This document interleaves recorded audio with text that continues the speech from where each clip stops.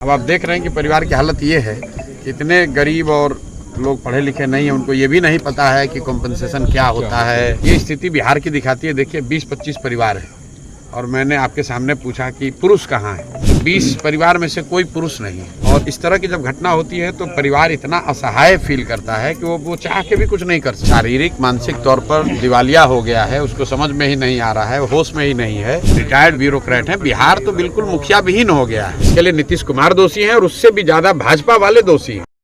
बच्ची है जिसके साथ ये विभत्स घटना हुई है।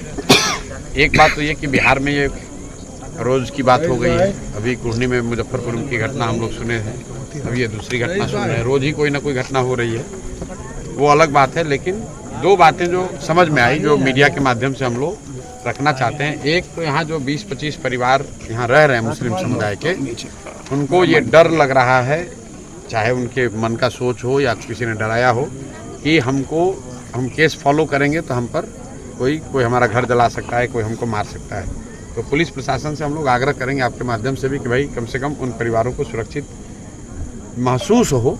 सुरक्षित तो अभी हैं, लेकिन अगर सुरक्षित महसूस नहीं कर रहे हैं तो पुलिस प्रशासन को आश्वासन देना चाहिए। दूसरी बात जो बताया कि उस परिवार को कुछ कॉम्पनसेशन, कुछ राहत राशि मिलनी चाहिए।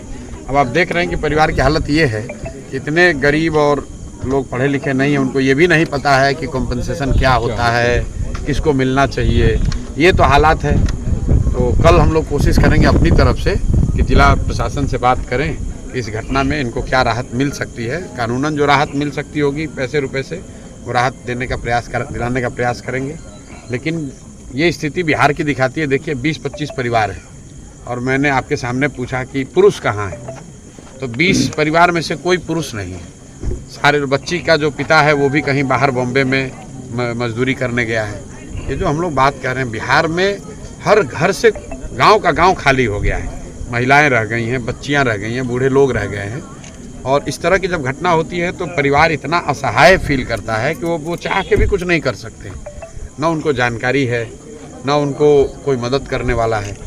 विभत्स स्थिति है। हम कुछ ज़्यादा कह नहीं सकते हैं इसमें, लेकिन अपने से जो हो सकेगा इतना ही हो सकता है कि प्रशासन को कल एक बार बात करने की कोशिश की जाएगी कि भाई यहाँ पर कुछ सुरक्षा की व्यवस्था कर दीजिए ताकि ये परिवार वाले डरे नहीं।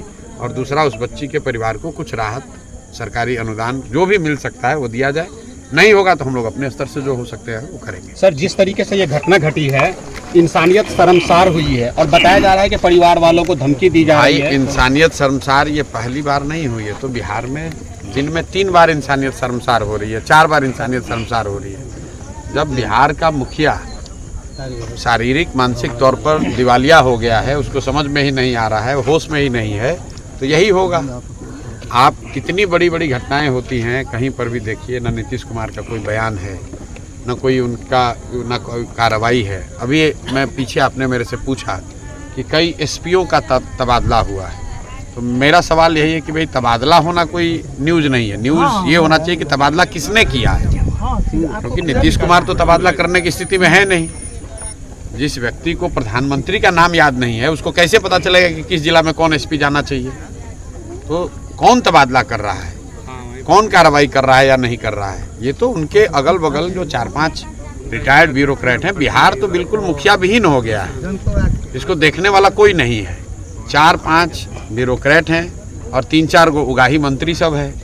देख रहा है कि 4-5 महीने में सरकार जा रही है, जितना लूट सकते हैं उतना लूट लें। बिहार को लूटा जा रहा है और ये बात रोज़ हम लोग कैमरे पर कह रहे हैं। किसी ने बताया कि आप कहिएगा तो मानहानि का केस हो जाएगा। हम आपको कैमरे पर रोज़ कहते हैं, फिर दोहरा देते हैं। नीतीश कुमार मानसिक तौर पर स्वस्थ नहीं है, वो मुख्यमंत्री के पद पर रहने की स्थिति में नहीं है। अगर इससे बड़ा कोई मानहानि हो नहीं सकता है, उनको लगता है कि हम गलत बोल रहे हैं तो हमको कोर्ट में जाकर केस कर दें कि नीतीश कुमार को ये मानसिक रूप से बीमार बता रहा है प्रशांत किशोर, और हम मानसिक रूप से स्वस्थ हैं। क्यों नहीं कर रहे हैं मानहानि का केस, क्यों नहीं कर रहे हैं? इसलिए नहीं कर रहे हैं कि नीतीश कुमार, सबको पता है कि नीतीश कुमार मानसिक तौर पर स्वस्थ नहीं है। और जब कोई व्यक्ति राज्य का मुखिया मानसिक तौर पर स्वस्थ नहीं होगा तो राज्य की बदहाली तो होगी ही होगी। तो आपको लगता है सर उनको चुनाव से पहले इस्तीफा दे देनी चाहिए? भाई उनको कई महीना पहले इस्तीफा दे देना चाहिए था। इस्तीफा तो उनको उसी दिन दे देना चाहिए था जब बिहार की जनता ने 42 विधायक जिताया था।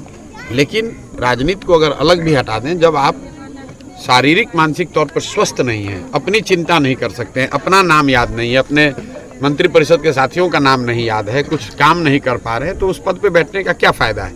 पद को छोड़िए, जाकर इलाज कराइए, सरकार के खर्चे पे ही कराइए, लेकिन इलाज कराइए।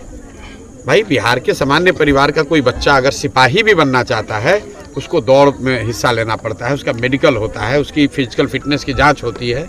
ऐसा कैसे है कि 13 करोड़ लोगों का मुखिया और वो आदमी मानसिक शारीरिक तौर पर अस्वस्थ है और उसको हमने मुखिया मान कर रखा है, बना कर रखा है? इसके लिए नीतीश कुमार दोषी हैं और उससे भी ज़्यादा भाजपा वाले दोषी हैं। ये भाजपा वालों ने उनको बैठा रखा है। आपको क्या लगता है कि आपको हमको नीतीश कुमार के मानसिक स्वास्थ्य की स्थिति की जानकारी है? मोदी और अमित शाह को इसकी जानकारी नहीं है। उनको पता है कि इनकी क्या हालत है, फिर भी बैठाए हुए हैं। किसी तरह बिहार की जनता को मूर्ख बनाकर वोट लेना चाहते हैं।